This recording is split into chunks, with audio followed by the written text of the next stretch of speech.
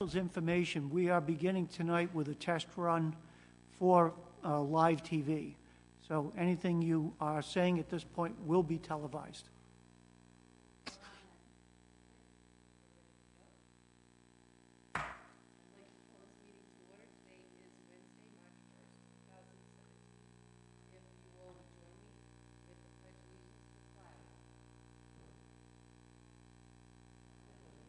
To the flag of the United States of America, to the republic for which it stands, one nation, under God, indivisible, with liberty and justice for all. At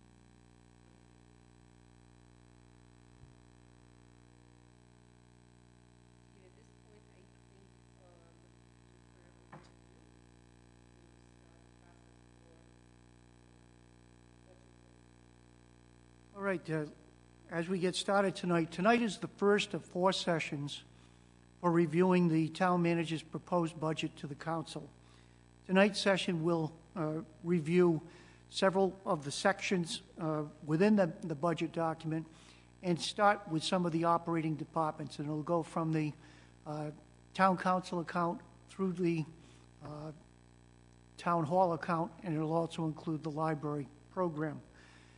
I want to start out to make sure that not just the council but the public is aware of how the budget is set up. The budget is set up in 22 different tabs.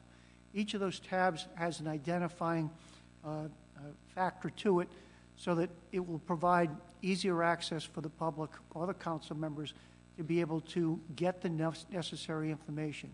The objective of this budget is to provide as much budget transparency as possible, where all details associated with the framework that we operate in, the accounting methodology that we employ, as well as the justification for increases or decreases is presented to the public and available for discussion and for us to address questions.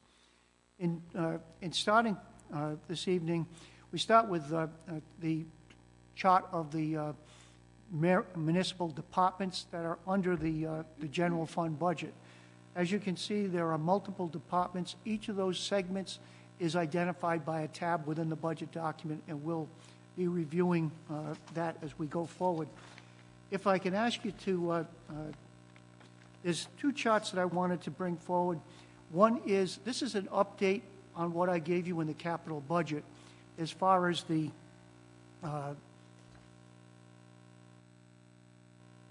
this is it. I don't know why it keeps flipping back, but it was a chart. This chart is presented on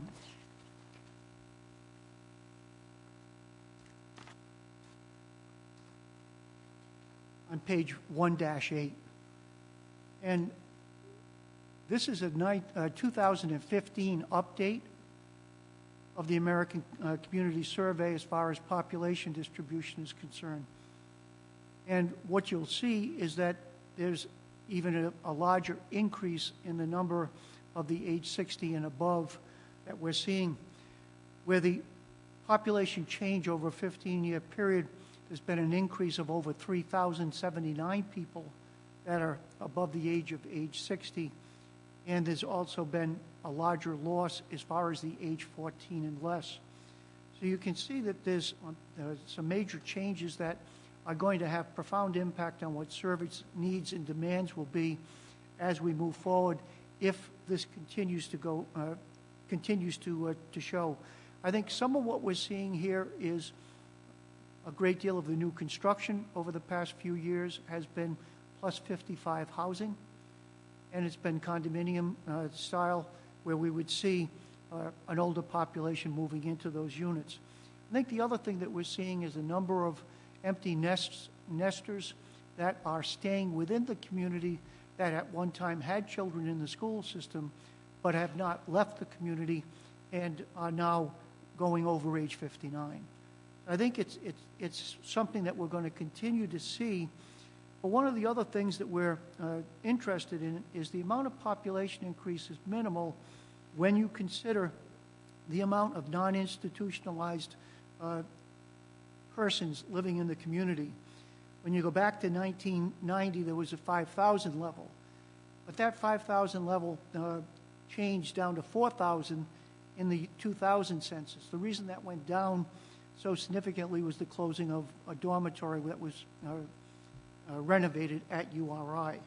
You can see that the number is back up. This is inclusive of now the new dorms that have opened up on campus and the renovated ones. But when you look at the population increase from 2000, you can see that we're up about 1,278 people on the university campus, which is because of the increase in the number of beds. When you look at the overall population of the community, there's only a total of 2,656 people in total coming. So almost half of the numbers that you're seeing in terms of population increase over that 15-year period are university-related, where there's going to be minimum service levels that are going to be required to assist that. It also means that the population growth that we were seeing at a 1% per year up through 2000 has substantially ended. And what we're seeing is a stabilization of the population. In fact, the 2015 population shows a reduction of about, I think it's about 50 people from where we had been when the 2015 to 2000 population.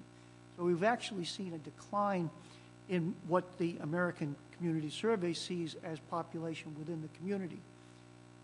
And any of the increases, or most of those increases, are directly associated with university housing. The second chart that I think is important in this section, I guess we've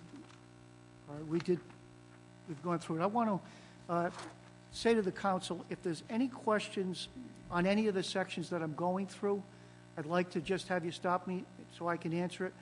I don't think it's appropriate for me to read from the document itself, but rather, I'm sure you've reviewed it.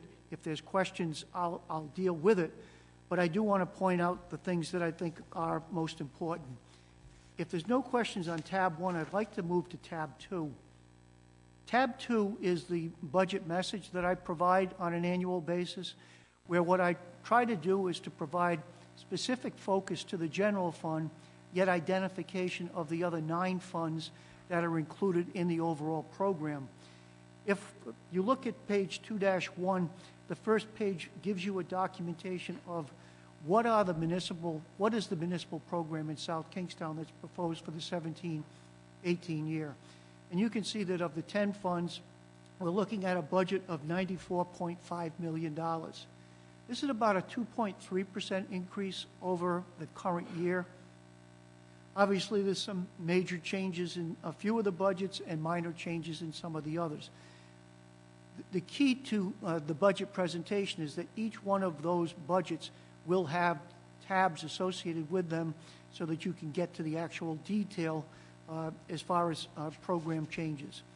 Again, on page 1, we're noting that we're operating with a debt service fund and the community recreation fund, which are really have been incorporated over the past 2 years. And again, the reasons that we transitioned the budget is so that we can show you what the cost of municipal services are in total. And if you go to page 2-2, you'll see that the general fund presentation that shows you the values of the general fund.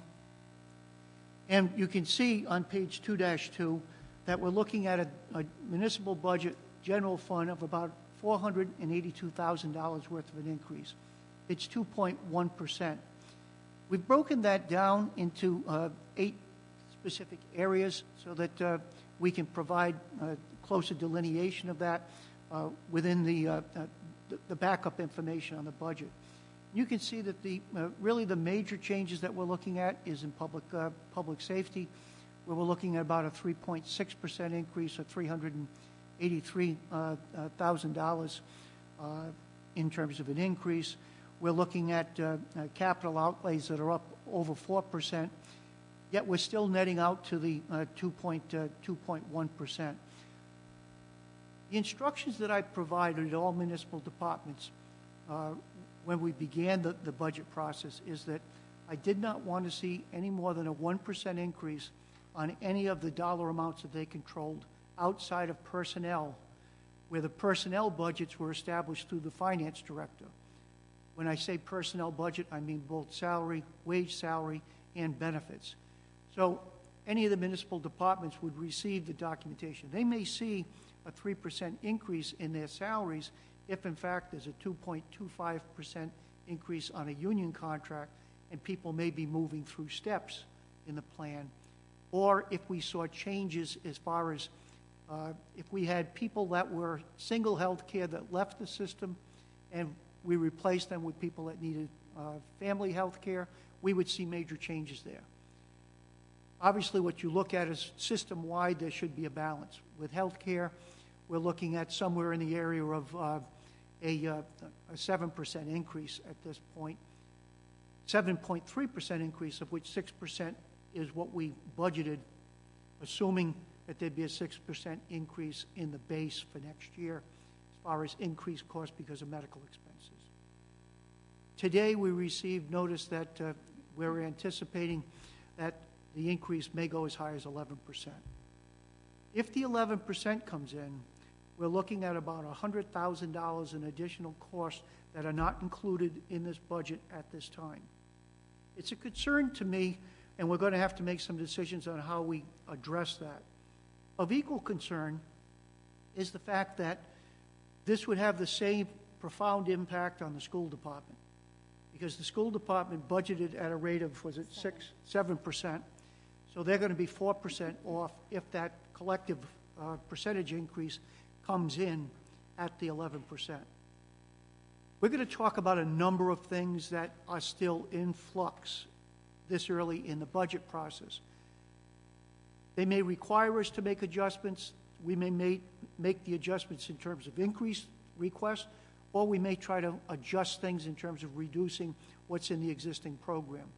My job tonight is to explain to you if all of the things that we'd anticipated came out, this is how the budget would look. We'll have to make those adjustments all the way up through the end of April when the council adopts a final budget. But at this point, I think we're relatively close, but I'll go through each of the different things that I see as open items that could occur within this budget as we go through the process. Things that involve the state government and what the revenue sharing requirements would be there, things like the motor vehicle tax. Those type of issues I want to make sure you're aware of. So again, when we look at the revenue statement, again, we have to have a balanced budget based on our operations. So we're showing the same $23.68 million budget. We're showing a current year tax levy increase of 2%. When we look at the overall budget, it's up 2.1%, but that's because we've got revenues, particularly this year, coming out of state revenues that are higher than that were anticipated in the current year that we believe will be there in the 2017-18 year. The other thing that we did 2 years ago when we separated the municipal general fund from the school fund is we began to identify the transfers to those funds as a negative revenue.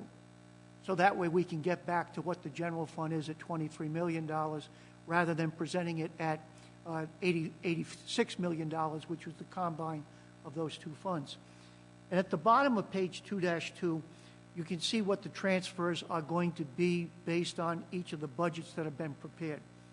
The school fund would receive $1,027,000 or a 2% increase.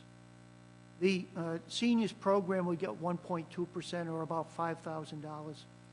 The rec center would be up $137,000 because that's the first full year we had budgeted for a 6-month life on that program. One of the things I will mention is that before we constructed that, there was a request and we prepared budget documentation as to what the projected cost of operating that facility would be. Those costs came in at around, I think it was around $340,000 to $350,000. We're looking at a budget this year of that being significantly higher in about $450,000 range. What we've done is we've moved all of the revenues out of the general fund for the programs that are going to operate in the rec center. So where we had been forecasting about, I think about a $330,000 transfer of property taxes before we built the building, we're still looking at, I think, at the 308. So we're below what that estimate was that would go in, provided all of the revenue from the system users, the basketball programs, the volleyball programs, the tennis programs, all of those things are now resident to the rec center budget itself. But we're still looking at $137,000 in new dollars that would be required on property tax support for the rec center. Debt service, we're down $106,000 from where we were, so the net ends up being $1,063,000 or 2%. And again, our target has been to try to stay at or below the 2% level. On page 2-3, we present you with the revenue statement. And as you can see here, 70% of your monies going into that budget are coming from current year taxes. And this is just the municipal general fund. And another 4% for prior year and the 1% for in lieu. So from a tax perspective for the 17-18 year, 75 cents of every dollar that we're going to spend of that $23.6 million will come from a tax-related source, whether it's current year, prior year, or in lieu taxes. And 8.3% is all we'll be seeing from state aid. So, you know, one of the things that I have concerns with, and I express it on a yearly basis, is that we continue to see Rhode Island's property taxes as being onerous. What isn't shown on any of the documentation that's provided on the level of property taxation is what the revenue sharing relationship is state to state, of how much is being generated in an income tax or an income tax or a sales tax that's not being returned to the municipality. So if we're getting 8.3%, and in other states it's significantly higher, it would give you an idea as to why the property taxes in Rhode Island are higher. What needs to be looked at is not just what the rate of tax is for properties. What needs to be looked at is what is the amount of tax per capita that's being levied state to state, so that it's inclusive of all those state income or third-party taxes that are charged at the state level. Because I think that you're going to find that when you look at state aid, in 1 year, in one fell swoop, we had lost over $1 million in aid that had been there as general revenue sharing that disappeared when the state ran into financial problems. What finally happened was the property tax became the funding source of last resort. And that's why we continue statewide to see such heavy property tax burdens. And heavy property tax burdens are hurtful, particularly to your business community as well, because the business community can't expand, and if the property taxes are high, the residents don't have the money to spend with the businesses. But what we need to look at is what's the overall taxation occurring in the state in relation to other states. That would be a better test than looking individually at the property tax if there isn't a better understanding of what the monies that are collected at the state level, how much is getting to the local level. And it's not just South Kingstown, but it would be a global test, because when you look at the tax foundation will break out each of the taxes, but what they are showing in the long run is what are the most, where is the biggest tax burden on a state-by-state basis. In Rhode Island, we continue to look at the property taxes being too high, but we don't look for what the causes of why it's high. And I think we need to try to get a study done to take a look at that and to see whether the revenue sharing is in fact out of balance or if it's proper. But I think that for us to just look at the property tax without looking at the total requirements that the property taxpayer, the business, and the businesses have to pay isn't giving us enough information to make a legitimate decision on whether the ability to pay is being burdened based on money that's being collected from income tax that's generated in a town that goes upstate and then doesn't come back down. I think it's something I'd like to see if we could get to that data and be able to come up with a more reasonable comparison, but that's outside of the scope of what we're dealing with here tonight. When we deal with the what's the impact of the property tax, on the bottom of 2-3, we talk about where would we be going. We'd be looking at, if this budget was developed and approved by council without any revisions, we'd be looking at a 20-cent tax rate increase. And you can see that on page 2-5.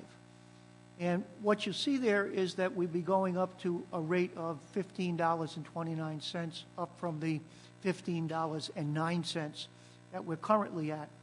So overall, we would end up with an increase of 1.33 on the rate, but as far as the increase, as far as actual dollars, it would be 1.89%. So just to give you an idea, when we talk about a penny is equal to $44,417 as far as that's what it raises. Or a dollar is $444,000. I'm sorry, that's 10 cents. And a dollar would be worth $4.4 million.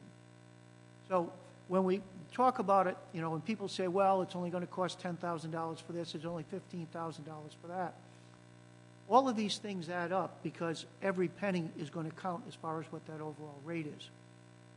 I received from the tax assessor's office on Monday the latest roll values. The roll values are within a half a cent of what my budget projection is. So we're pretty much right on balance with that. I would say that one of the reasons we're out at half cent is because we got a $22,000 increase in the veterans exemption, which was a council policy that we wanted to look at. But understand, anything that we exempt in terms of taxes, what we're actually doing is increasing what the tax burden is. So, but we did that a half cent last year, and it's a half cent this year. And it will continue to be until we get above the state average, which was, I think, was over a 5-year plan. But this is where we are right now if this budget goes through as is. Moving on, and I don't want to spend a whole lot of time on it, page 6 gives you an idea as to what we've done as far as property tax history is concerned. You can see if we're at 1.89, it's below the 2.76 that we were at. And over a 10-year period, we've been averaging under 2% consistently over that 10-year period. We're also well below, at the bottom of the page, well below compliance with state tax policy, which is a cap of 4%. If we were going up to 4%, you'd be looking at about another $1.5 million that could be raised. But it also would mean that you'd be raising the taxes another 32 cents. So we've got to be concerned with understanding what the number ratios are going to mean to us. I've given you information on 2-7 that tells you about where we see. I just had a question, and I'll let you move on. The motor vehicle levy, where those numbers are in the negative, is that based on the projection that the state might be eliminating that, or is that something? Anything in this budget, as I'll explain that in another page, but okay, that's fine. Let me give it to you now. Essentially, what we are looking at is that there's going to be no changes in the 17-18 year. The governor's budget proposes an elimination of the of 30% of the tax in 18-19. The speaker is proposing a plan that would wipe out the tax in its entirety over a 5-year period. His plan has no definition to it at this point or what fiscal year it would start in.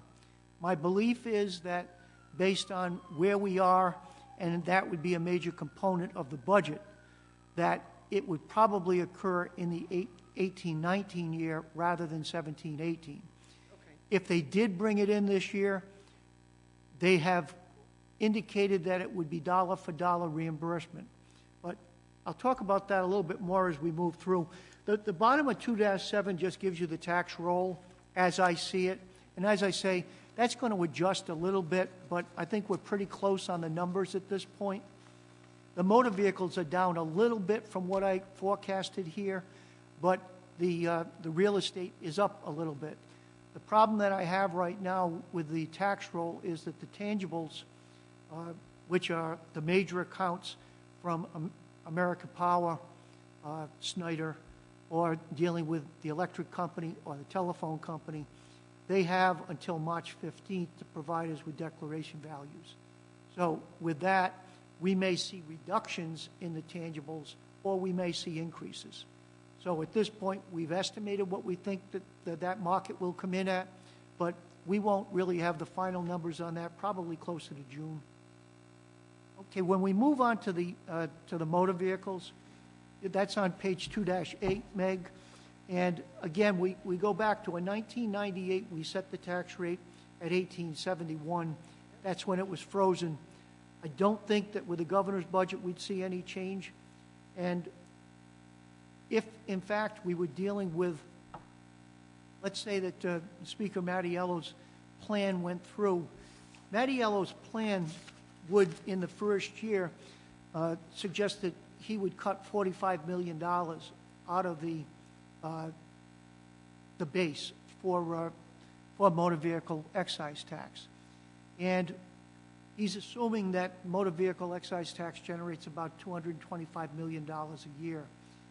On page 2-9, I show you what our share of that is. The state records, while he's using 225, the governor's using 215. You can see that if there was a 20%, which is a 5-year bailout, it would mean that they would cut the motor vehicle tax in South Kingstown by $765,000. And so we would not be able to tax for that $765,000, and they would give us a state aid increase of $765,000.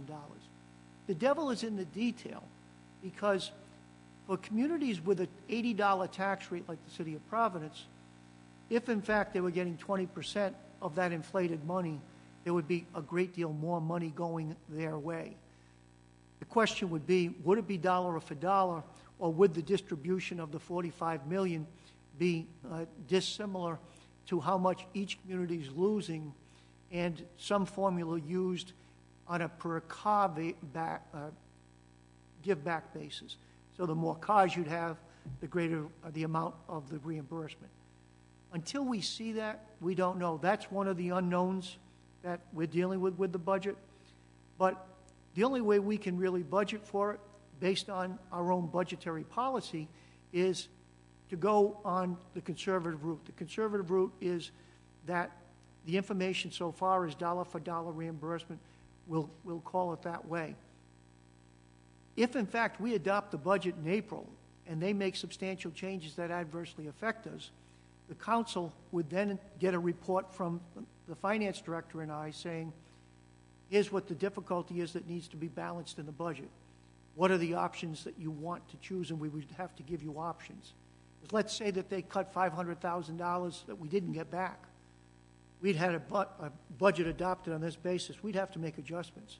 We'd have to make adjustments in terms of programmatic cut or increases in terms of tax levy. So, what I'm concerned could happen with the motor vehicles is for them to say, well, we're not going to give all of it back to you, but because we're giving some of it to you, you can still raise your taxes to be able to take that portion back.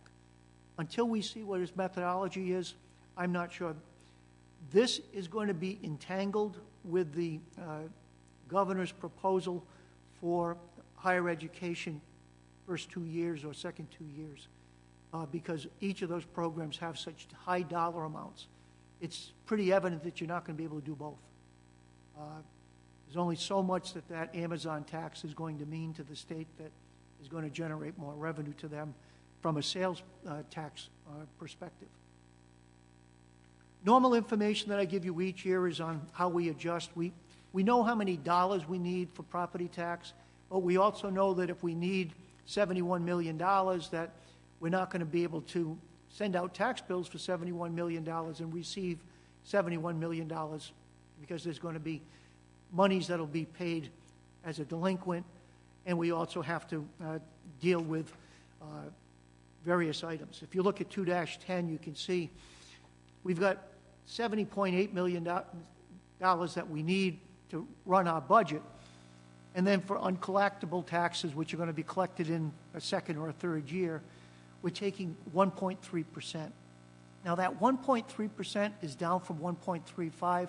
Our collections continue to be extremely high. The system that the finance department is using is generating income of about over 99% on a yearly basis. And so what we're doing is we're backing off. We've been up at 1.5. We've backed it down to 4, 3, and we're now down to from 1.35 down to a 1.3. That saves us a couple of dollars there when you start looking at 0.5% on $70 million. We've got the erroneous assessments. For the most part, the erroneous assessments are the money you give back to people that don't, on a timely basis, apply for the tax abatement for the senior program. And then proration is a give back. That's money that as of January 1st, the house isn't done. It's done by April 1st. So we prorate the taxes for that increased value from what happened. So by the time we're done, we need $70.8 million, but we're going to have to raise $71.7 million to be able to be assured that we'll have the dollars that are necessary for the different transfers. The rest of the budget message looks at the payment in lieu of taxes. Most of the money that's in payment in lieu of taxes is coming from South County Hospital or from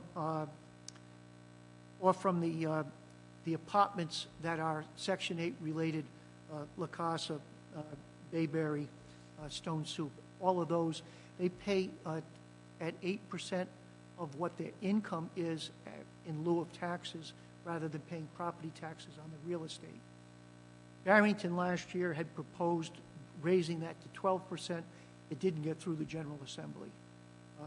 I think, to be honest, the 8% is about what we would see in terms of actual tax dollars if it was on the roll. I don't think that is a big issue, but those are the two primary ones.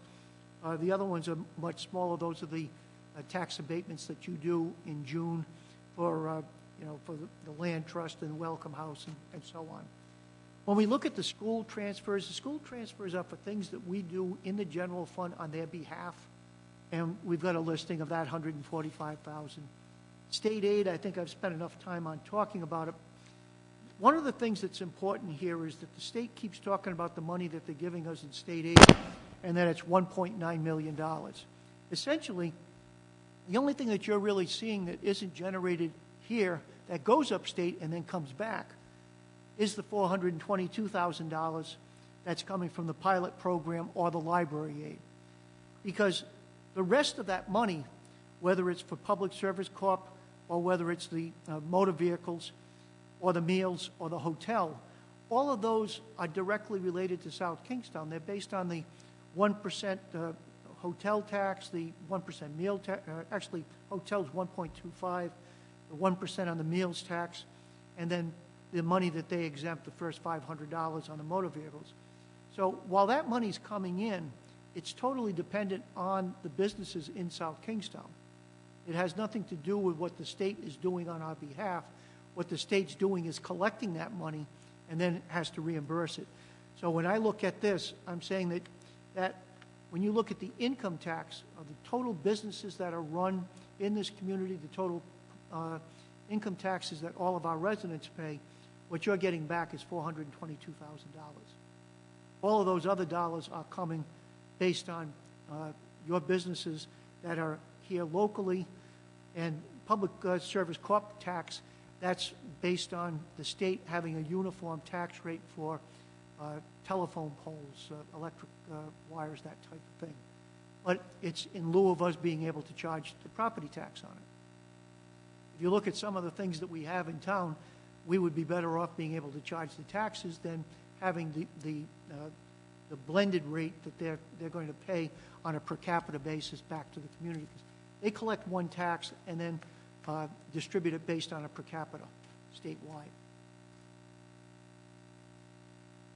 Not that I'm looking at a gift horse in the mouth, but I'm just suggesting that there's other ways of how that money could be coming into the community. General aid programs, I give you a definition for that, and in fact, we've got additional definitions in Section 4. If we move on, the locally generated revenues, there's really not a lot of change there. The biggest changes that we're going to see on 2-14 is you got a reduction of $92,000. That's the $92,000 that's being moved out of Recreation Department, where we used to have the basketball programs in the general fund, and now we're going to be having those in the rec center. When we look at the Recreation Department, we're only taking a couple of $1,000s in additional property taxes to support that program. So it's not like we're taking the money away and there's going to be more property taxes necessary to fund the Recreation Department. And we'll go over that when Terry's here tomorrow evening.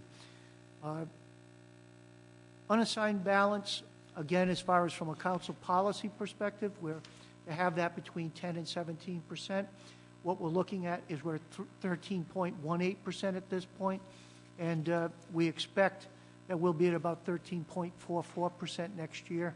At the close of this fiscal year, the 17-18 year. When we look at the expenditures, I've given you a good deal of detail on the expenditures, but I think the most important thing that we're trying to do is to show you the budget in two different ways. One by function, so that you can look at where's the dollars go on a service base, and then secondly, where do the dollars go based on what you're spending the money on. Salaries, employment benefits, professional services. You can see when you look at salaries and wages, if you jump to page 2-18, you can see where the general fund is. You know, if we look at by function, you got the police department, EMS divisions, harbor master, animal control program. They're taking up 47% of the budget. Public services, another 12%, and so on. So that's by function where your money goes. If you look by classification says, okay, what are we paying for salary and wages to be able to run that 23.6 budget?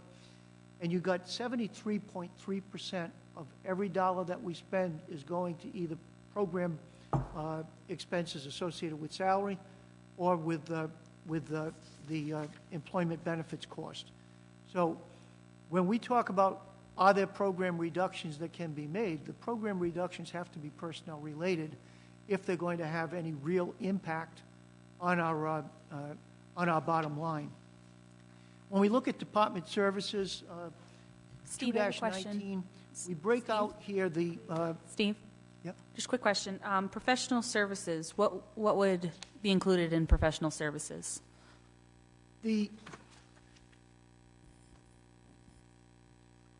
Looking at the pie chart, the general fund by classification.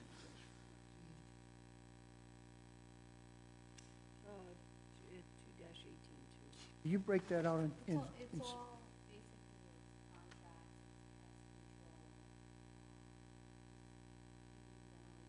pest control, Okay.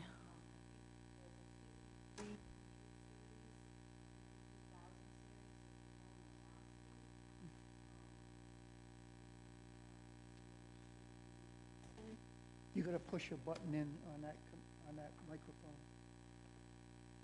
No, the button. I was just curious what professional services included.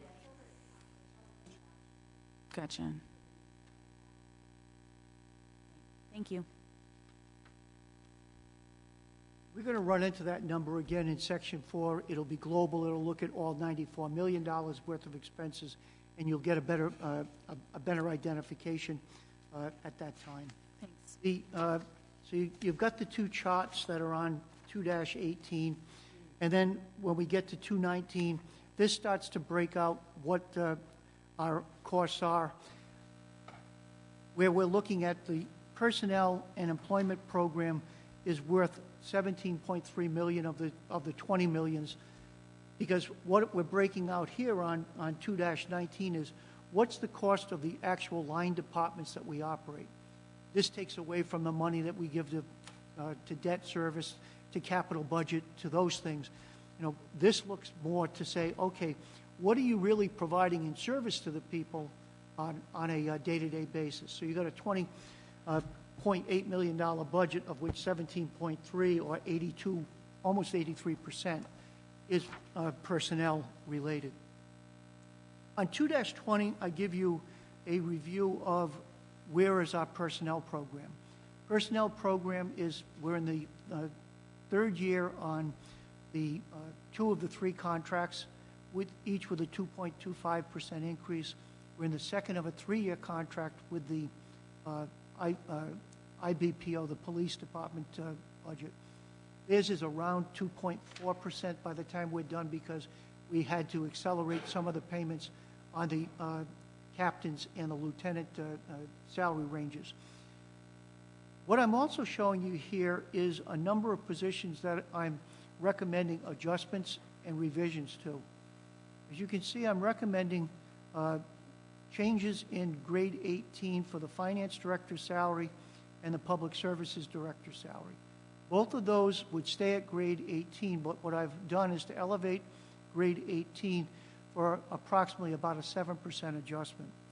These 2 individuals are providing great services to the community, and the compensation levels, in my opinion, are below what they should be for the services that we're getting. When I look at the finance director's implementation of the financial management system, the in-house payroll, the training on the entire municipal staff to be able to use the new Munis program, the development on a great deal of the budget format that we're seeing today for transparency purposes, the investment policy that the council approved last year, as well as us moving the money on OPEB into the trust arrangement. All of these things are saving this community money or putting us into a better position. What I'm also looking at is what the salary is at the CFO level in the school department as well. And this is still below that. I was just going to ask, Steve, I don't disagree with any of that. Is that competitive, those rates, with other positions across the state? Our salaries are predominantly higher than in some of the areas around the state, and I think for good reason. I think that it's the personnel that we bring in. It's the long-term commitments that they're making to the community. But her salary, that's the salary for the finance director, would probably be in the top 5 of the communities. I think one of the problems you run into is the school departments pay far more money on all of their positions, from the superintendents to the principals, assistant principals, and CFOs. And we're trying to match where the value of service is to the people that we have in the position. When Alan Lord left, he was in at $125,000.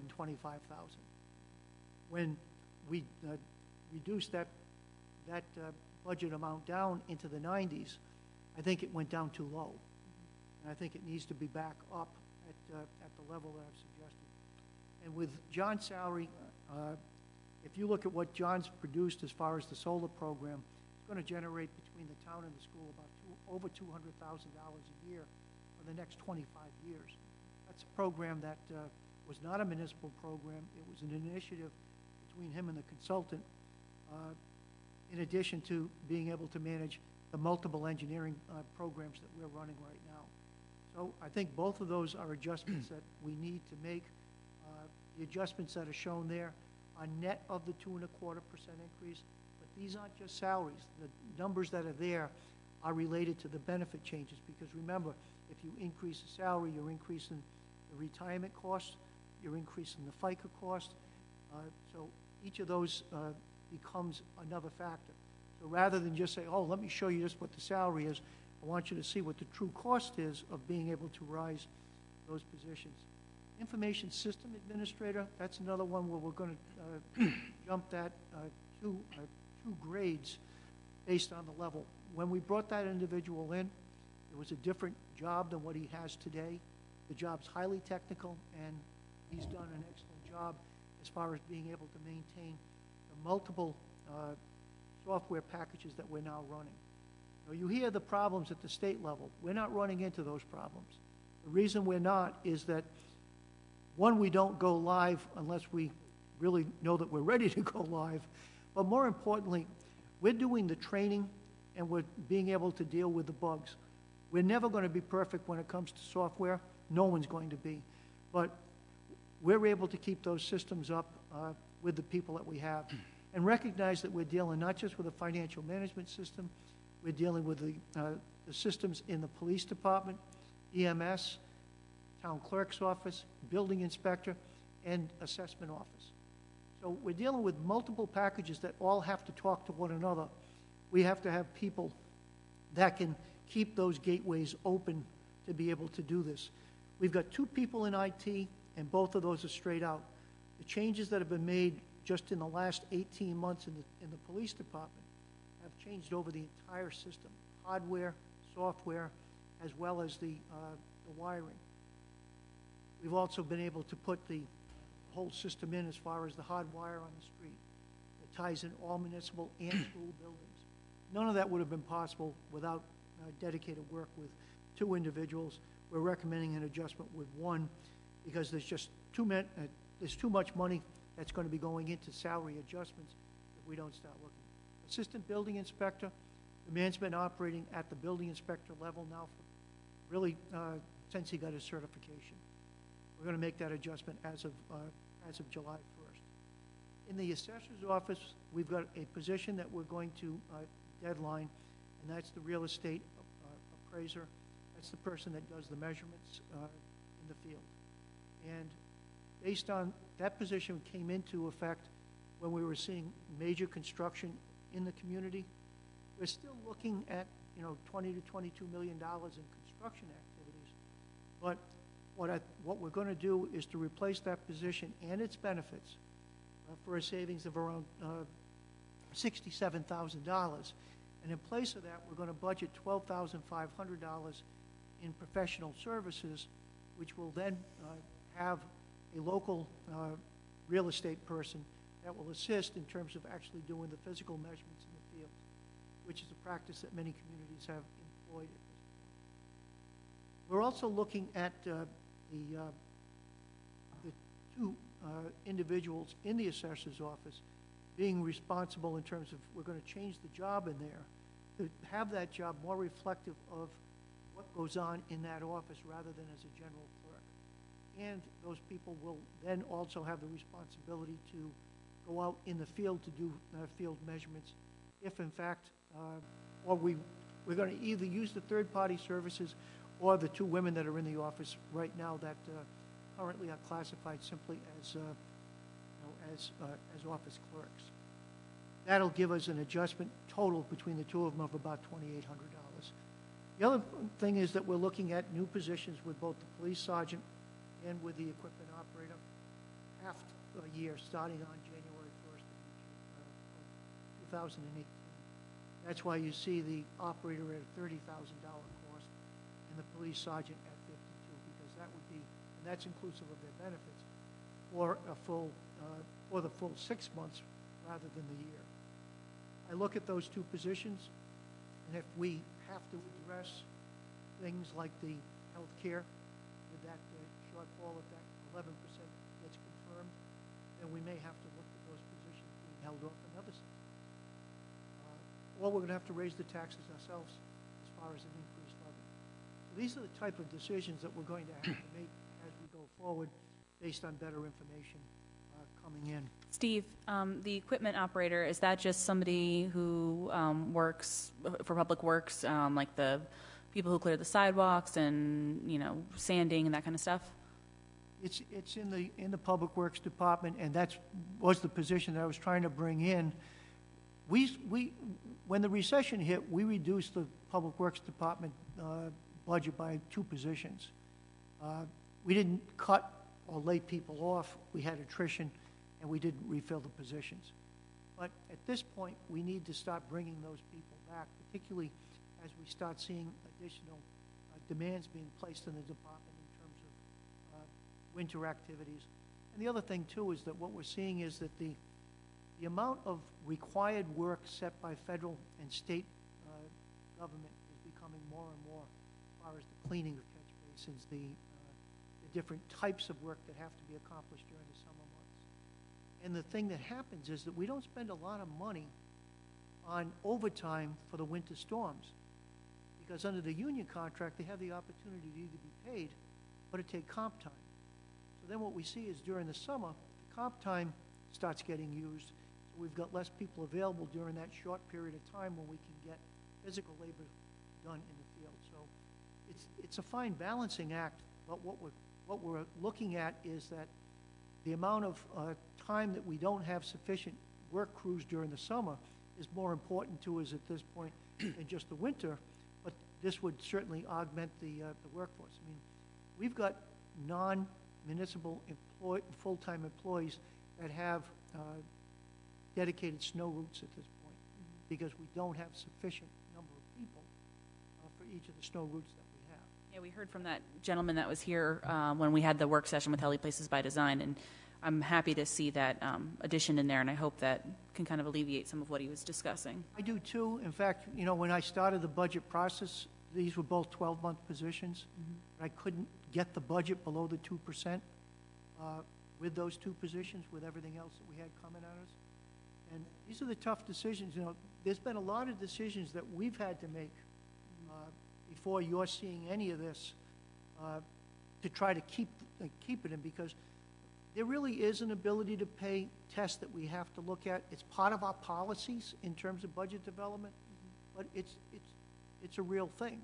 And, you know, if you're going to have a program that you have to fund, you've got to look at are there other ways of doing it. And that's why we ended up getting to a 6-month position to try to load that in.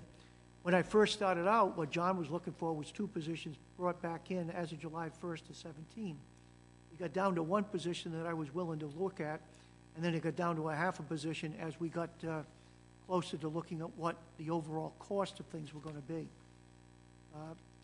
One of the other things that I wanted to mention within the general fund budget that's different this year than in prior years, and we talked about this at the council level, is that we're taking out of the capital budget the laptops, computers, and printers that were part of a capital budget. We've pulled those out, and what we've done is we've defined what pieces of equipment are in every single department within the town, whether it's in the utilities or whether it's in the general fund. For the general fund alone, we've incorporated $80,800 into the operating budget. That is the 17-18 year contribution to that reserve fund for the computer equipment. So every single department, town manager's office, they looked at the computers in my office as well as the printer in my office and said, if you take a look at that on a replacement schedule, you need $1,730 in 17-18 to pay for that. In the town clerk's office, because there's multiple people there, it's $3,570. And you'll see that in each one of the accounts. It'll be a transfer, what's the title of the non-major technology transfer is what you'll see in the budget. But those are all new first-time dollar amounts that are there. We saw a reduction in the capital budget for some of those accounts, but this is going to be a yearly thing. But what this will do, it's going to prevent us from it's going to prevent the need for us to say to you on a yearly basis, oh, we need $20,000 to replace all the computers because they're now 6 years old. This is going to say, we've got the money, and on an as-need basis to replace it, we'll replace those, and we've got the funds in that reserve fund. So, because from an accounting standpoint, we're expensing, in my office, $1,730 worth of value during 17-18 year. In the 19-20 year, when we go to replace that equipment, we're going to have to budget $7,000 there rather than the $1,700 for the 4 years to get to that amount. Is it a truer picture of what each of those departments is spending? We believe it is. And that's what we're trying to do, is to be able to provide you with a greater sense of what you're really spending money on. It's like with the police department budget. When you look at that, you're going to find that with the police department, Trish has broken that out so that we've got police dispatch separate, because it's not police dispatch. It's dispatch for public safety. It's dispatch that's dealing with EMS, fire department, animal control. So what we need to do is to be able to identify that as a cost center so that we know what's the difference between running a police department and running an EMS department. Well, we know what those costs are going to be, and we know exactly what the cost is for the computer equipment necessary to keep dispatch operational and functional. So it's those type of changes that we're making. A lot of it we're able to do now that we weren't able to do under the old financial accounting systems that we were using. But the database management that we can do is so much clearer, and I think that if the public wants to look at this stuff and has demands as to where our costs are, we can provide far better justification than we ever have in the past. I'm going to skip in the manager's message all of the departments because you're going to go over those individually. I do want to start on page 2-26 and just mention the human service agencies, and on 27, the outside agencies. All of those are as presented in the current year. There are increased requests. You can see there's 147,000 requested on human service agencies, up from 138.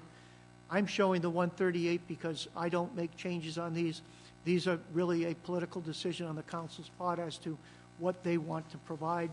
The same holds true on the next page, where there's a request for $58,415, as well as another $1,000 from a new agency. I did, and I mentioned it to you last night, we had expected the application from the Washington County Community Development Corp. It didn't come in, but we had already put the $1,000 in the budget line item. I wasn't going to start moving things around in the last 2 weeks before we published the budget. So that $1,000 is something that can be adjusted when we deal with the council's final budget. Capital budget, I don't think there's much that needs to be said on that. You've adopted that. I will say that I did reduce one vehicle out of that capital budget because there was a dollar amount in there for a vehicle that was still young in life, and I felt it could go another year before it was even considered for replacement. So that was cut out. It was a $20,000 transfer to the capital reserve fund for recreation equipment. So that's another one of those areas that when we look at it, we said, where can we make the reductions to get below 2? That was one of the areas. The next couple of pages provide you with just a general summary. There's full tabs on each one of those, so we really don't need to go over those this evening. We'll go over them as necessary.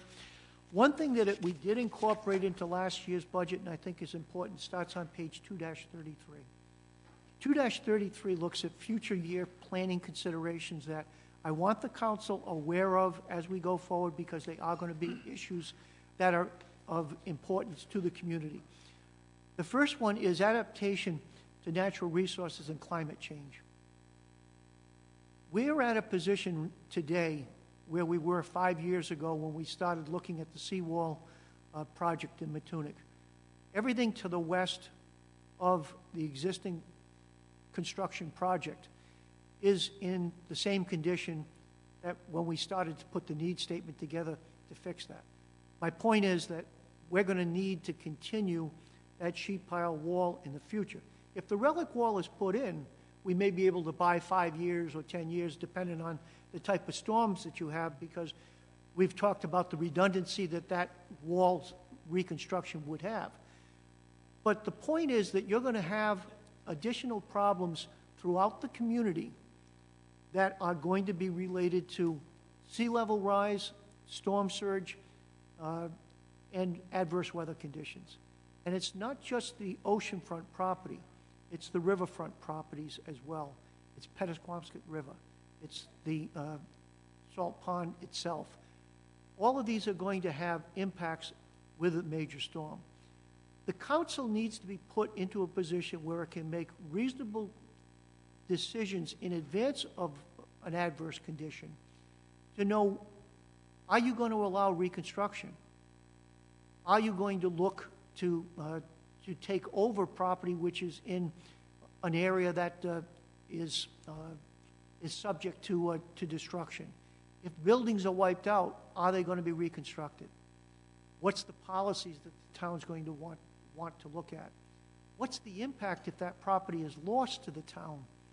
If you've got 100 houses that are lost, what does that mean to your tax base for the following year? There's maps that are being developed now that look at what sea level rise or storm surge will mean. And I'm not going to get into the argument of whether there's sea level rise because of this reason or that reason. We're seeing the erosion. We're living with a problem that is going to continue to get bigger. There's two things that are going to happen. One is that there's going to be a component within the comprehensive community plan that looks at natural hazards, and that's a basic, it's a basic element of the comp plan. That's going to be completed within the next year. Once that's done, I think what the town's going to need to do is to look at a much more global study that incorporates all of the information that Coastal is preparing, all of the information that Emergency Management is preparing. How does that relate to tax data? How does that relate to the infrastructure that we have in the community? What roads are going to be lost? When we had the Hurricane Sandy, we had problems in Matunic that people were aware of. We had more problems on Charlestown Beach Road. The entire road was destroyed. We had to rebuild that road. It's a gravel road, but all of the sand that had been destroyed had to be trucked in. It didn't become a municipal problem because the property owners there solved the problem themselves because they were not going to be denied access to their property. That doesn't necessarily follow if the buildings themselves were destroyed. What's the impact? What's the cost? Are there ways of dealing with these things in the future? Green Hill has similar problems. So we need to be able to do a needs analysis and a cost analysis. And I think it's something that within the next 3 to 5 years is something that we as a community are going to need to look at so that decisions can be made before the fact. If you have this type of destruction occur in the community and you're not prepared for it, how are you going to make those decisions? So it's something that I think needs to be done. Is it going to be expensive? I think it will, but I think that at this point there still looks to be monies that may be available to assist either through the EMA or through the EPA for trying to deal with some of these studies. But there's also a lot of data that can be collected from different sources that I think could provide some good foundation. Other issues, we talked about it last year, the radio box system. The main thing here is we need to have a business buy-in, and we can't get the business buy-in until we define the system that we're going to put in and define what the cost will be to those 240 businesses that would be using this system. As I've said to you in the past, I think it would provide greater service to them. I think that there would be some offsetting costs, but still there's going to be some capital costs which are going to have to be looked at. Once we determine what the system should be, I want a series of public meetings and invitations, specific invitations to businesses to be able to come in and to have a better understanding so that we get buy-in on that type of a system. I mean, obviously, we don't think that the 60-year-old wire that's currently doing the fire alarm system is something that can last, but at the same time, we need to make sure that the system that we're going to propose or bring forward to the council is one that's going to have a support within the community itself. Street lighting, you know where we are with that. It becomes more complex on a yearly basis. There's been legislation introduced in this session of the General Assembly that's going to change some of the rules as far as dealing with the electric company, if in fact they pass. So I don't want to see decisions made till I know exactly what the implications are, if that legislation has any life to it at all. It was introduced within the last week, so we haven't had a chance to really look at that. Steve, Last item, quick question on the streetlights. I remember last year in the contributions to outside organizations, one of those organizations was the one that is looking at had the streetlight program that we'd been contributing for years, but we had never opted into. Is that, I didn't see when I scrolled up, was that in the budget again for this year, contribution to that group again? we're not using that group at this point. We'll put an RFP out with Narragansett and determine whether or not they're the best deal to deal with. Okay. There's a number of issues that need to be looked at. Once you buy a street lighting system, you're buying the existing fixtures. Mm-hmm. You have to maintain those existing fixtures until you do a conversion to an LED. The cost of maintenance is far different on the existing luminaries than it will be with the LEDs in place. So we need to make sure that we've got multiple contract costs to know what that's going to be. The other problem with LEDs at this point is the technology is changing day to day in terms of what the LEDs can do for the community. The controllers that are on there, that you can buy LEDs as a fixture without a control unit. You can buy them with a control unit that can allow anything from Wi-Fi availability all the way to being able to dim lights or direct lights, or if there's an accident, to increase lighting in an area. A lot of things that we're not going to need in a suburban community. But we have to look at what are those different costs going to be. There's $250,000 that's sitting in a reserve fund toward this project at this point. That would pay for buying the lights. It would pay for assisting in terms of the maintenance of the existing luminaries. The question would be, when are we going to move forward and at what cost as far as the LEDs?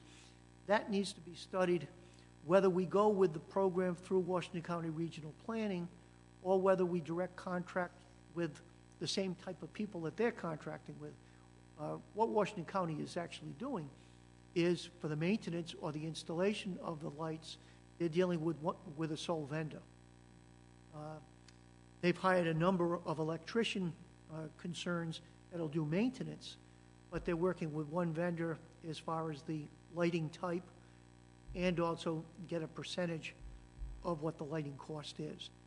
I want to make sure what we do is the most efficient spending of dollars for the town, and whether or not we want to be able to look at multiple choices on LED types, I think is important for us to be able to know what that market looks like. And unfortunately, with the projects that we've got running, this project keeps getting to the back burner, but hopefully we're going to be able to get some progress on it within the next year. The last item is the thing that I've talked to you about in terms of the capital budget, as far as the school department with the facilities, staffing, and efficiency study. The school department has put together a scope of services, has put that out on the street, and I believe subsequent to their meeting with you for budget purposes, we'll be reviewing those proposals. I think that's still a very important project that needs to be looked at and has to be kept in front of everybody. So those are the 4 items that I really think from a future perspective you should be looking at. The next tab is tab 3. Tab 3 is really, I think, for council reading more than anything else, and the public's reading. This will explain who we are as a community.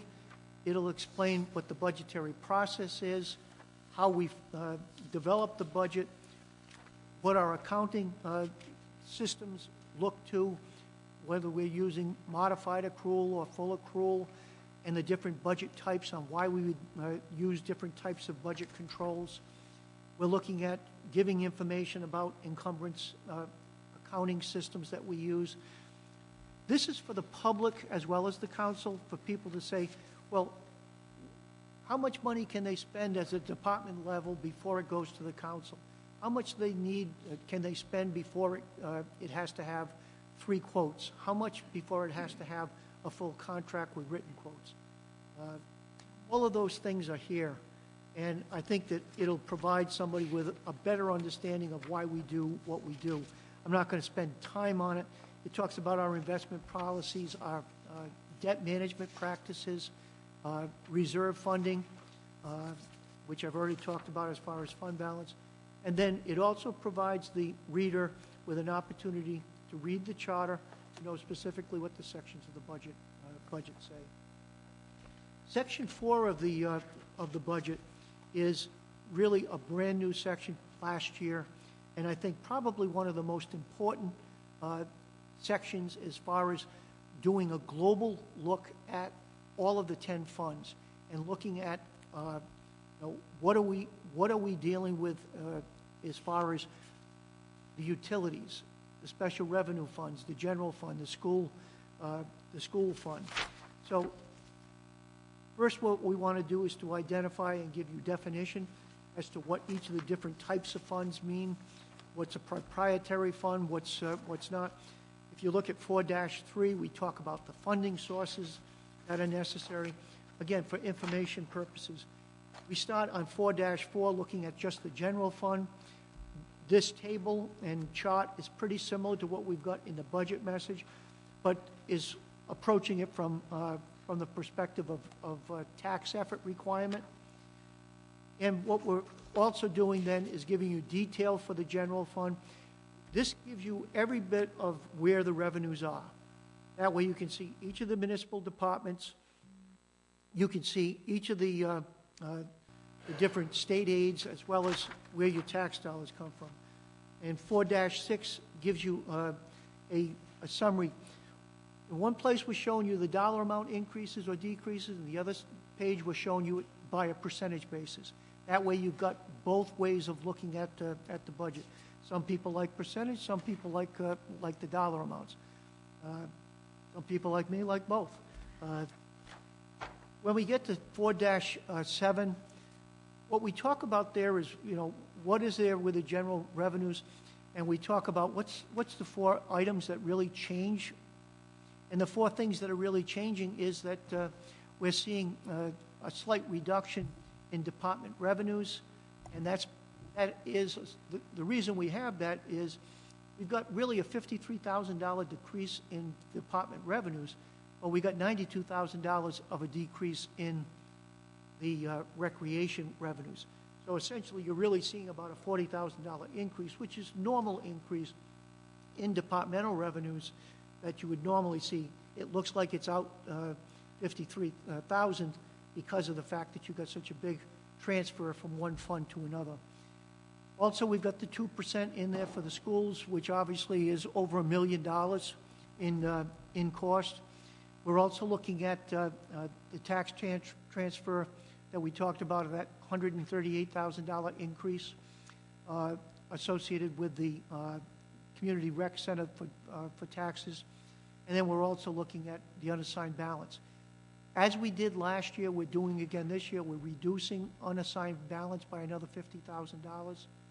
We had at one point been up at $1.2 million in unassigned balance going into the operating programs. We've now broken that down because we don't think that that's an appropriate use of the undesignated fund balance. What we should be looking at is that we should have to guarantee a surplus equal to what the amount is from unassigned fund balance on a yearly basis, because that means that you are holding constant the undesignated fund balance within the general fund itself. Same thing with the school department. If they're going to use $500,000, they have to have a $500,000 surplus, or they're reducing their unassigned fund balance or designated fund balance that they have there. We give you then definitions as far as each of the different types of revenues so that you can take a look at that. We then get on 4-9, what Trish is providing you there is to say, let's not look at the general fund anymore. Let's look at the whole budget. Let's look at all $94 million that we're, $94.7 million that we're spending townwide, utilities, special revenue funds, debt service funds, general fund. And you can see here that your school operating is about 64% of that entire $94.7 million budget. The town's general fund is 25%. So between those two funds, if you spend your detail on that, that's where 89% of your dollars are going. Page 4-10, I think, is probably one of the more interesting displays because this gives you the budget both by revenue and expenditure for all 10 funds so that you can see where your $94 million is going to, and you can see where it comes from.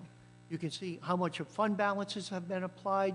You can see what your capital expenditures are by fund. So it gives you a better rounded perspective as to what is the municipal program for the 17-18 year. And you can go back to last year's budget and compare that to 16-17. What you're going to see is there's not much change.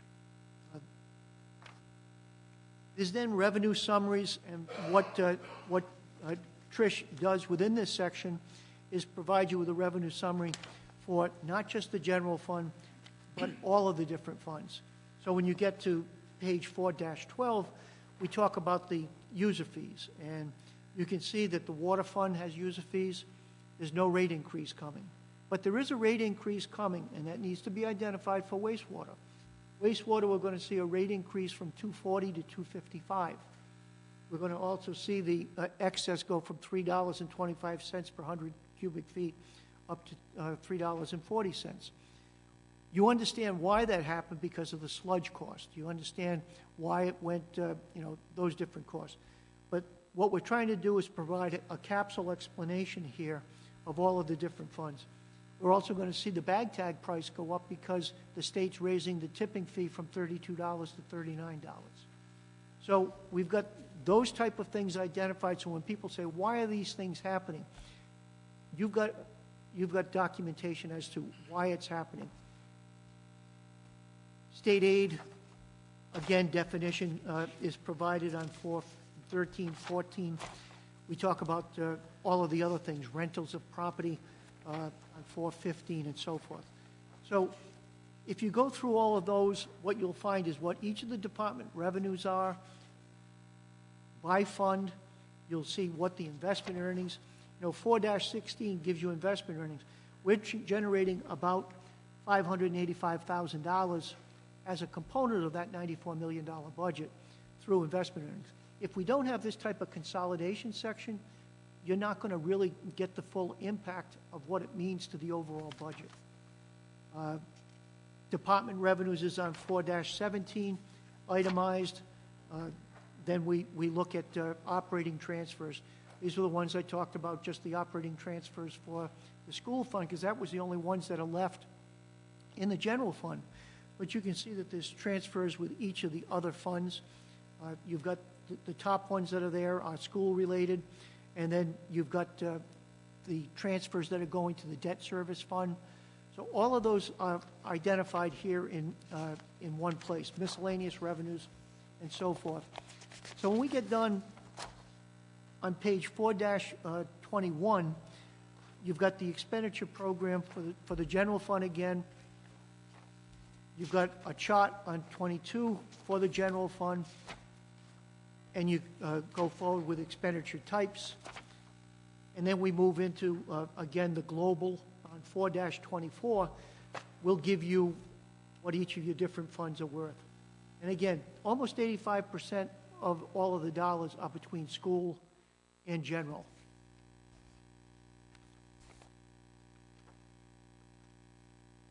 Four 4-27 takes the chart that I originally showed you that was a line chart, and now takes it down as on a vertical basis. And again, a lot of this is what we're trying to do is to give people different ways of looking at the same data because people look at things differently. 4-31 gives us the final as far as the capital budget. It's a simple identification. But again, what there'll be is there's a tab 21, I believe it is, gives you the identification of everything that's in the capital budget. Why are we doing it again here? Because there needs to be one budget document that people can look at to see all of the different programs. You'll see also in the school budget this year, I've brought forward to you everything that the school department gave us as far as the Excel sheets, which in the past you've had to get the night of their meeting. So I've given you that too as a component of this budget. It's not my budget presentation. Anything that's within that tab has come through the school department, or it's an interpretation of what the school department has given Amy in terms of writing some of the narrative up. When we get to 4-33, we start looking at debt ratios, and these are important from a rating perspective. Here we're looking at this where you can see that the town at one point going back 10 years had a gross per capita debt of almost $1,435. We're down to $331, and it'll go back up to $499 in the 18 year as we start to put new debt loading into place. We also give you all of the detail that gives you each of the labor contracts on starting on 4-34 and 35 and 36 and 37. The last page on 438 will give you an identification of where our FTEs are. And you'll see that there's very little change. The only change that we're showing there is -1 in the tax assessor's office, and 1/2 of an increase in the police, and 1/2 an increase in the public works, for the reasons that we've already identified.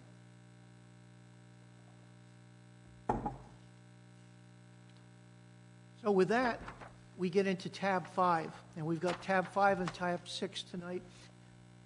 If there's no questions, what we'll do is we'll move through this relatively quick.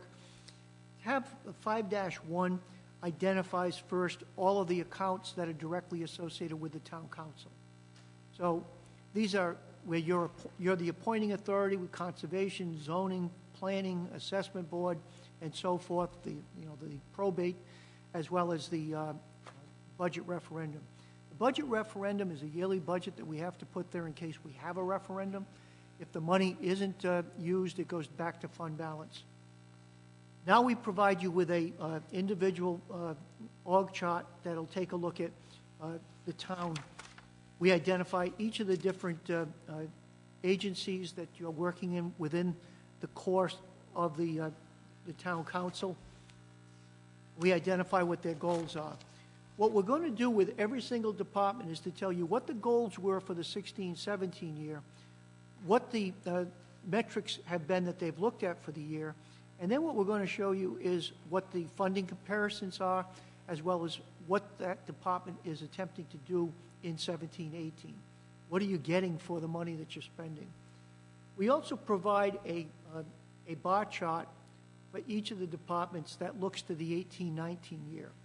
And that's so that we could do a relatively simple forecast of figuring that salaries will always increase by about 2% based on cost of living, and that all others would be factored at about 1% in terms of professional services, materials, supplies, and capital improvements. So as you can see, when you get to 5-4, overall, when we deal with all of the different salaries and all, we're talking about expenditures of around $63,000. We're giving you each of the budget details on page 5-5 and 5-6. So you can see, like on 5-5, we're saying, here's your part-time salaries for the town council. That is the monies that the stipends that are paid to you, and also the stipend that, or the hourly rate that's paid for the camera operator. Unfortunately, the camera operator is budgeted at $5,950, and you're budgeted at $2,000 apiece. So it goes to show you who's important here. I think I want your job. You can switch. The other line item that's here is the $10,200, which is the annual cost that will be there for the live television scan. Budget referendum, I've mentioned that already. Hopefully that money doesn't get a need to expend. Probate court, it's not just the cost of what the stipend is to the gentleman, but also the FICA that's required, because all of these folks are looked at as employees. So we've got that, Board of Assessment review and so forth. And then you've got a final summary on 5-6. We broke out the line item for the legal services because that's a much larger dollar amount. And first, this will tell the public who are the people that we use for services. That's identification. What are their functions? Because a lot of times somebody will call me and say, why are we spending that much money on legal? Who's getting this money? I can send them to this documentation. I can tell them what their goals are. I can tell them where are the retainers going. An important display for council is on 5-8. That shows the general fund, the solicitor, as well as the special legal counsel.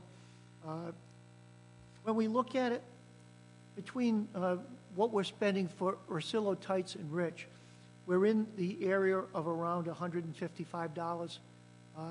Their going rates would probably be higher than that if we were billing on an hourly basis, but we've been able to maintain a retainer. So whether they work 500 hours for the solicitor and 340 hours for the special legal counsel, they get paid the same dollar amount. All I'm showing you here is that when I take a look at the last 5 years and I look at how many hours they worked in those 5 years, this is the average. So if technically over a 5-year period this is their average, this is about what they would be being paid.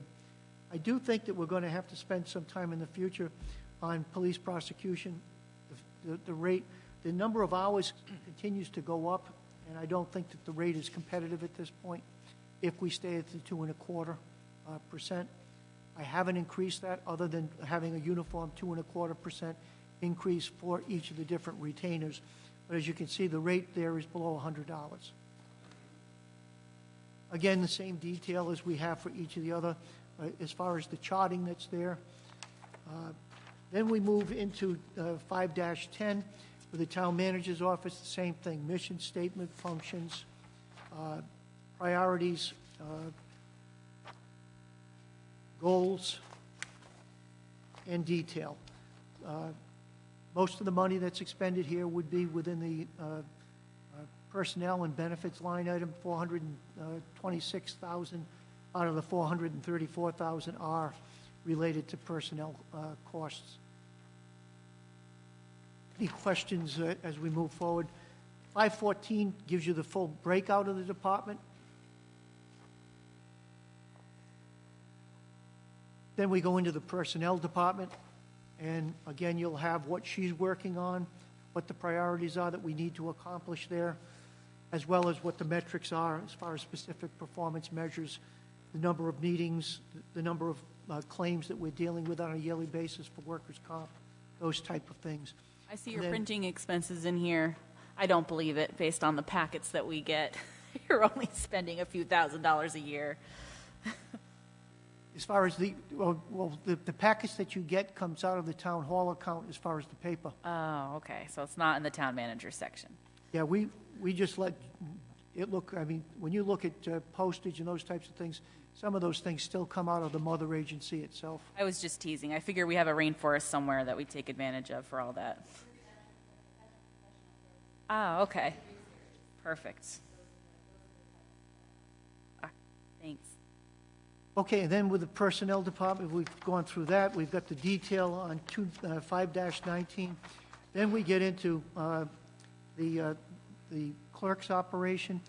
And again, what we're trying to do is to let the public know what are the things that Dale's office is handling, what are the functions, and then short descriptions on those things, what the priorities were in the 16-17 year as they relate to the council's goals and objectives. Because this is the other thing that we want the budget to do, is to tie out to what are the goals that the council set that your department is trying to address. So that's what we're doing here. Again, she's got her metrics in there to show you what type of traffic is going through her office as far as recordings, voter registration, business licenses. And then for the 17-18 year, what are the things she's going to be working on? So we always have a to-do list for each of the different departments that we're working with. We've got that. Public information we've gotten rid of because that's just been moved into the IT department at this point. And the canvassing authority, this is the good year. This is the year where there's no election scheduled, so we can see a reduction of around $27,000, $28,000. That's the good news. The bad news is when you do the 18-19 year budget, it's going to be back up $30,000 at least. Actually, it'll be more than that because we're going to have, several elections. So, but this is one of those accounts that floats back and forth based on the amount of time that's going to be necessary for the operation of that department. That concludes those services. Then we move into the tab for the general services for the finance department. And while I take a drink of water, I'll let Trish walk you through her department.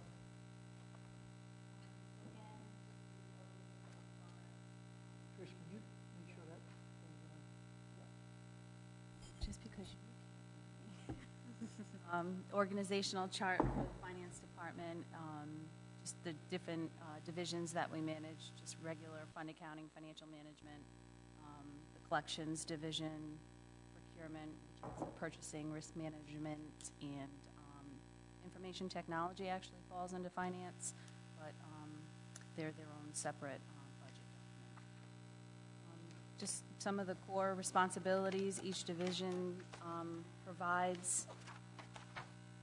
2017, our priorities, which link to the town council goals and objectives.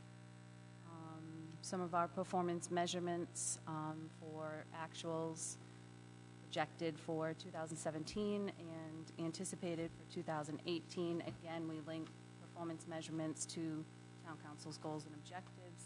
These are all part of the Distinguished Budget Award requirements. That's why we go through this exercise. We love it. And then on page 6-6, 6-6 is just funding comparison as a summary, rolled up into similar to what you're seeing in the financial section, based on components, salaries, and benefits. Everything's rolled up, personnel, the operating expenditures. And then the next page is basically the detail by object codes. One of the great things for me is on July 2nd, I get to say to her, have you started revising the accounting manual yet, as you say in your goals and objectives? We've already been through that. So the goals and objectives are things we'd like to do. But this, that it gives us an opportunity to look at what each of the departments see as being important, and then for us to restructure if That's necessary. what this is. Are you supposed to be drinking water? Thank you, Joe. Keep going, lady.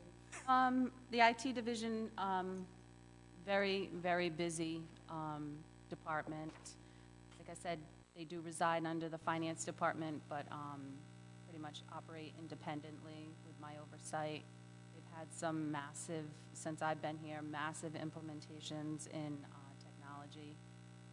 Major, as Steve had mentioned, was the servers over at the police department, all of their hardware systems, the fiber.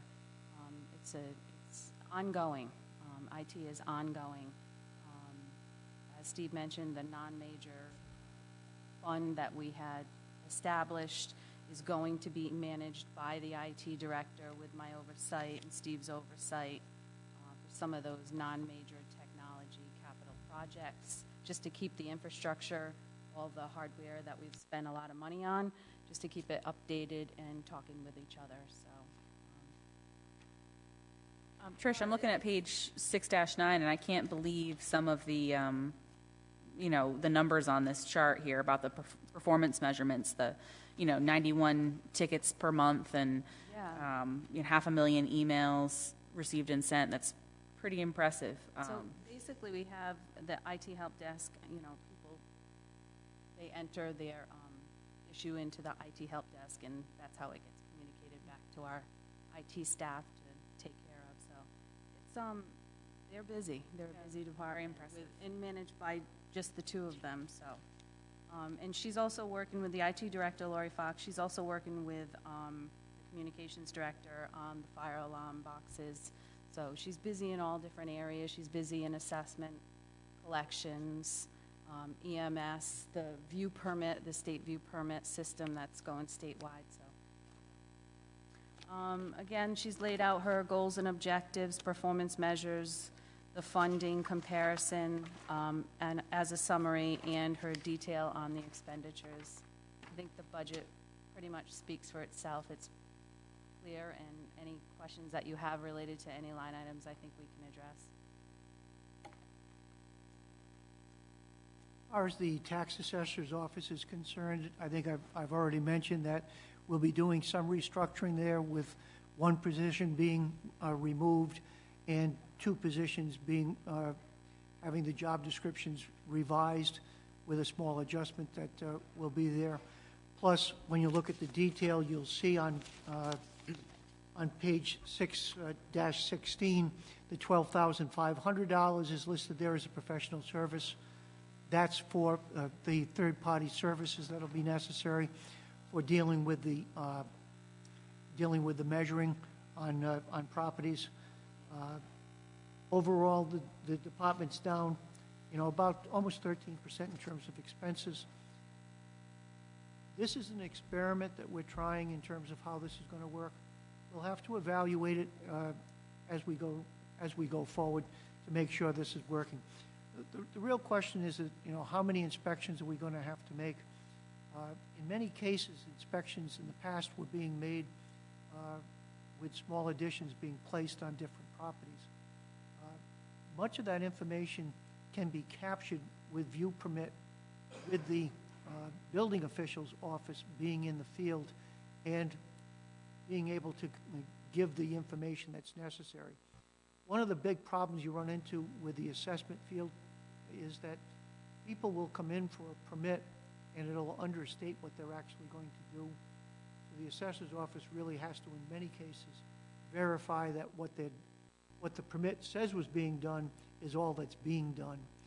But I think with view permit and the pictures being taken in the field, we should be able to have greater communication between those two offices to be able to determine where inspections are truly necessary versus if it's just a small change that isn't going to have modifications as far as the value of the property other than what the declared value may be with the permit itself.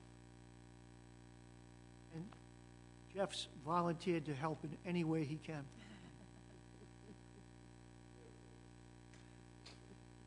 So our planning department, we are going to see changes in the planning department with Van Gorn.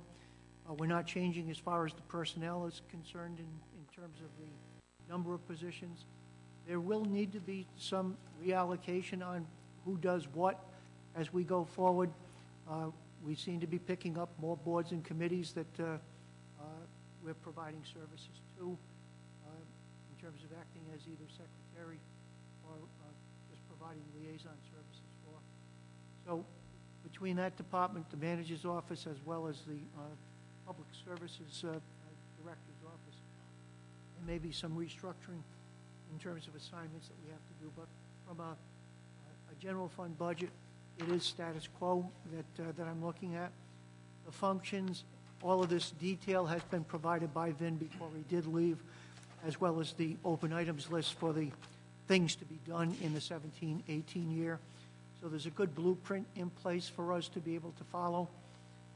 And you can see, like on page 6-20, the involvement as far as the number of meetings that the three people within that office are dealing with over the course of the year.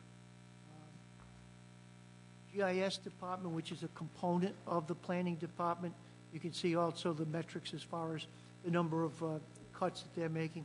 One of the things we've got going with GIS at this point is that we're about ready to convert into a new software system or ISDS system management.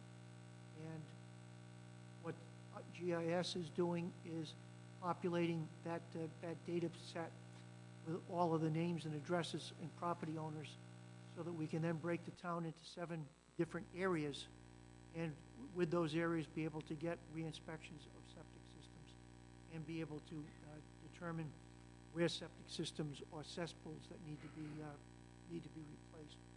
So again, this is another one that IT is involved with, but I think one of the things, and I haven't stressed it tonight, but one of the things that I push for in our organization is teams. To get each of the different departments not to act as silos, rather to be teams to be able to get projects accomplished. So that in the case of dealing with ISDS, we've got IT involved, we've got GIS involved, and we've got the Public Services Department involved. That 3-person team is then putting together a to-do list of what has to be done to get that project completed. When we deal with the rec center, we've got Public Services, we've got the Recreation Director, we've got senior programming that's also involved as far as what programs can be offered there. So again, what we're trying to do is to not have one person responsible for a job, but one person to work in a cluster to be able to get a better product. There's no sense to have Terry looking at engineering plans when I've got Josh and John available to be able to deal with things that are a question. Same thing with IT or with GIS. So if we can team share, what we're able to do is not have to create new disciplines within each of the different departments, but have them shared across departmental lines. That means there's more meetings that are necessary to bring these people together on specific projects, but I think it provides us with a better product.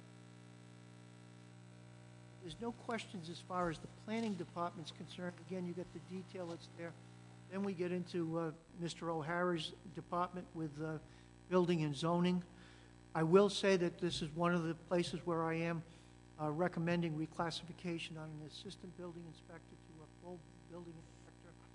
Jeff obviously is the zoning officer and the building official.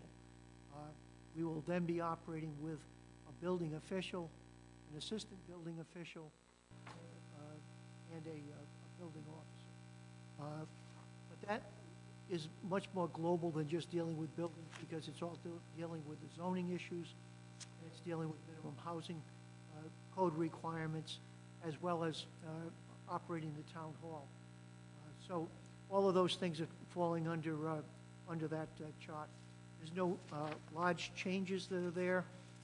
There are the metrics that are there as far as specific performance measures that I think are important to get an idea as to what the workflow is in that office, as well as what their priorities are. If there's no questions with that, the last office is the town hall account. And you can see where we're spending money to keep this building operational.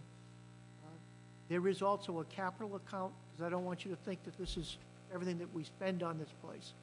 In fact, you'll be seeing probably a $45,000 rug replacement program that will replace the rugs that are now over 20 years old in most of the offices. And that'll be coming out of the capital budget, but you'll be seeing that, I think, in the next council agenda. All of the items that are here, there's been cost savings that have been done.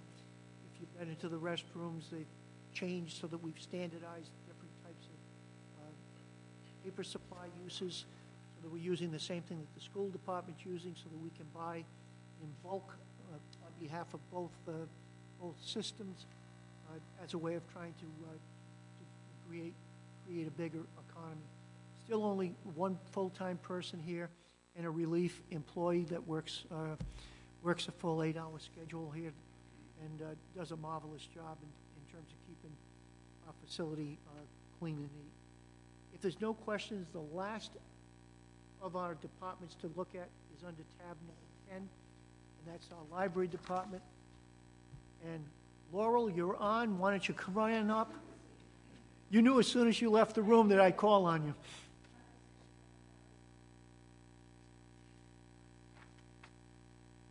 I wanted Laurel to be able to make her own presentation as our new library director that is doing a lot of great things for us in the library department, just for her to be able to give you just a general assessment of where our library system is and the things that she sees that are going to change, as long as they're in concert with what the library board wants. Okay, so you will see, Have you got that mic close enough? can you hear me? And do you have the red light on? On. It's on. All right. Okay, so some of our priorities are going to be to expand our ebook collection, to add some more electronic resources. You'll see in the budget that though it looks like our book budget has decreased, we're actually allocating more monies towards electronic resources. That is the trend. You see the circulation of those types of items going up.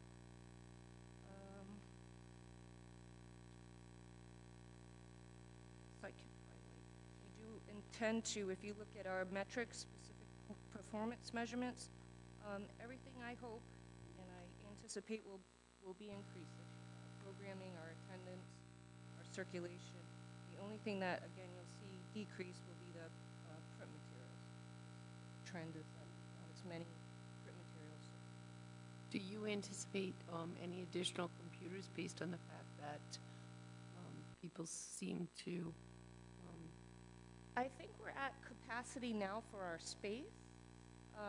What I might see happening is more mobile devices or tablets or that type of thing. A lot of people bring their own materials in. We are going to be offering more technology classes and opportunities for people to learn, so we'll have equipment to hopefully provide that. I had a question too.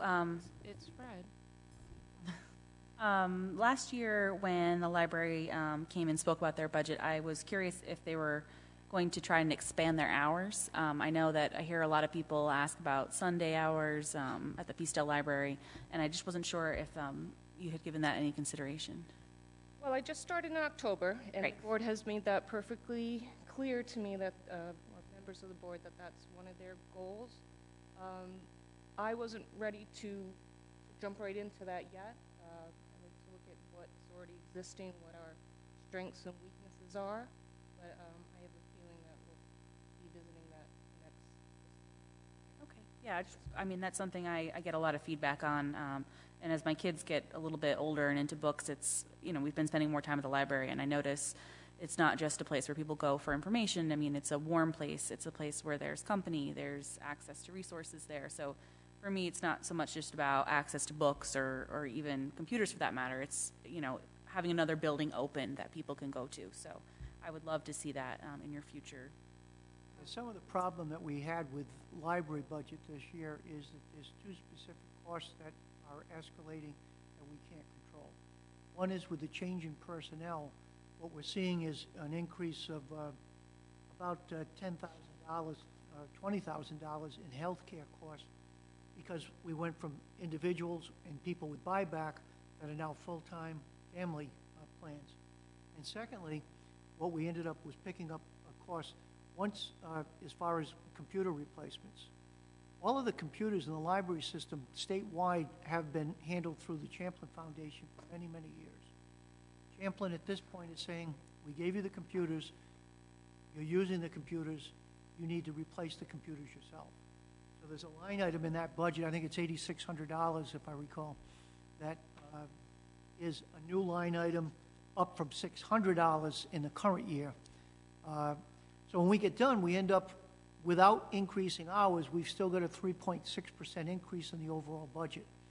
So if we looked at the increase in the hours, I think that the library board itself was looking at the hours, and they would like to have the hours expanded. I think what they were looking at is, are we going to expand the hours at the expense of the materials that we're buying in terms of books and e-books, or are we going to have the, so they're trying to deal with that issue. The other thing too is We're also seeing a reduction in aid this year from what we got in aid in the current year. And so that there's an anticipation lost on some of the aid. So the impact on property taxes end up being a little bit higher here than we would have expected. Yeah, I mean, I can totally understand how difficult that balance must be. It's just one of the few things that I consistently hear about, and it's an easy sell to a lot of people in the community, I think, when I say, oh, well, you know, it's going up for X amount of dollars because I think there is a demand for it. So looking forward to, I know you're new in the position, and I'm looking forward to seeing how you're going to work that out.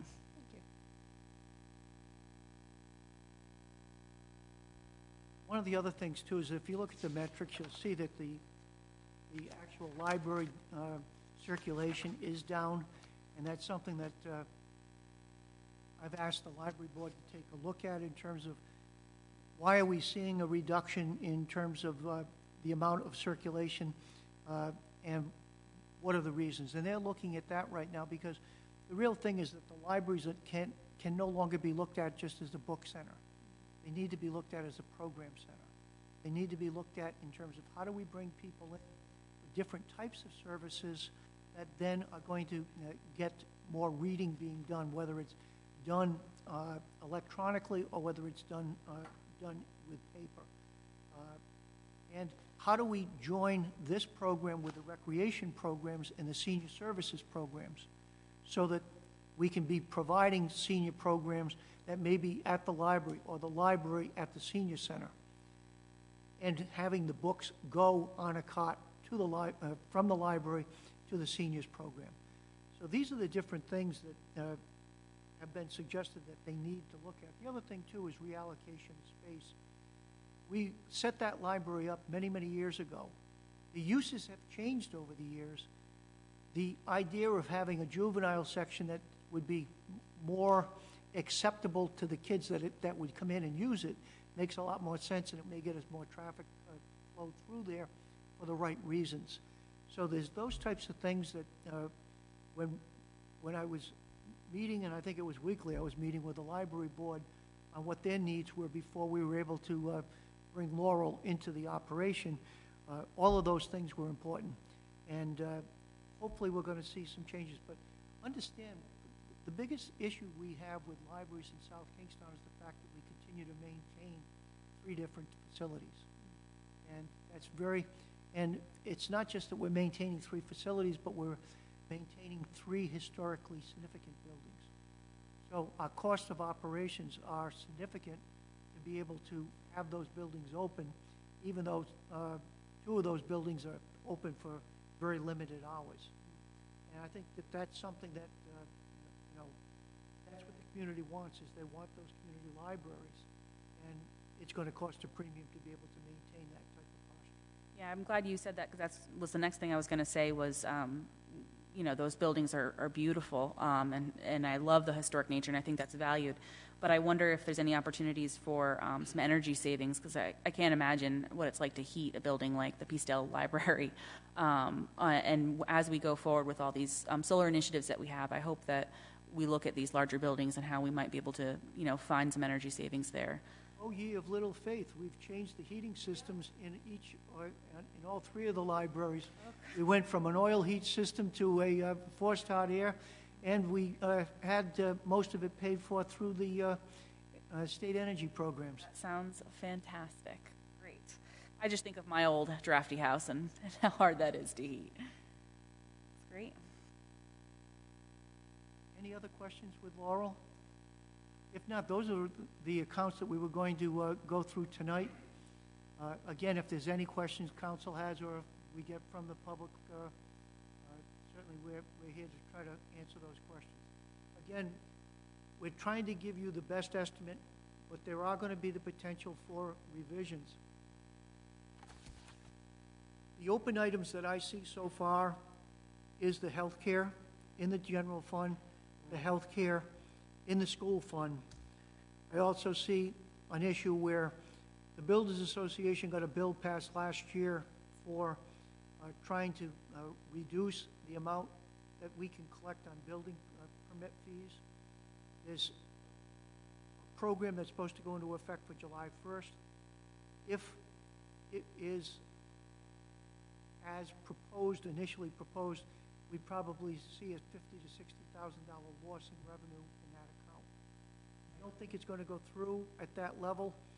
One of the problems that we had is that the original study was looking at the operation of the building inspector's office without considering what the cost of overhead and transportation. I can't have a building inspector that doesn't have 3 vehicles. I have to pay for the vehicles, I have to have insurance, and I have to operate the vehicles as well as the capital costs. I have to have payroll, I have to have all of those different expenses. They were looking at it just at what was budgeted in the building inspector's office.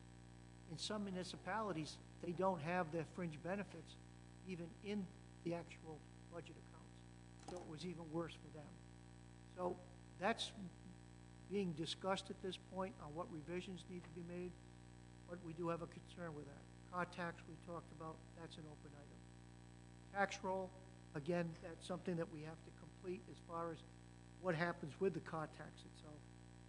And with implementing the changes as far as benefits, what we're picking up as far as an additional cost factor within the budget that does affect what our overall increase is in property tax need. So those are open items that I've got on my list that we're going to keep looking at.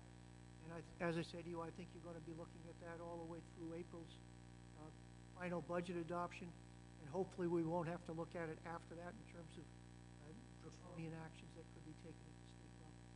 But we've got to keep those in front of us because they can impact 17-18. This year, there's more things that are in flux than there normally is. I'm not sure why that's the case, but we are seeing those type of issues. Trish, that's it. Back to you, Meg. Any other comments or discussion here at the table or from the public? Seeing none, you don't even have to make a motion. The meeting is adjourned. We'll see you tomorrow. Oh, I just did want to say, sorry, my phone started beeping when I was sitting here. Abel was not able to attend tonight. He will do his best to be here tomorrow.